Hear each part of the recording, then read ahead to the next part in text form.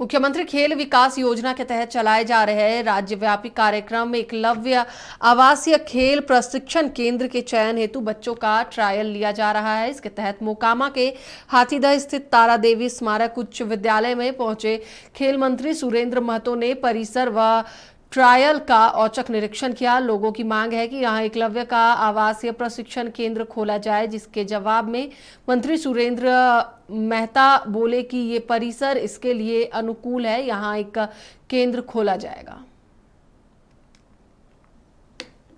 माननीय मुख्यमंत्री खेल विकास योजना के तहत ये सारे कार्यक्रम चलाए जा रहे हैं। जान लीजिए कि पूरे सूबे के अंदर माननीय मुख्यमंत्री नीतीश कुमार जी ने जो घोषणा किया कैबिनेट में कि हम हर पंचायत में खेल का मैदान बनाएंगे, हर पंचायत में स्पोर्ट क्लब का निर्माण करेंगे, हर पंचायत में बच्चों को खेलने से संबंधित चाहे वो कोई भी खेल हो, खेलने में जो बच्चे लोगों को साधन की आवश्यकता होगी सरकार मुहैया करेगी।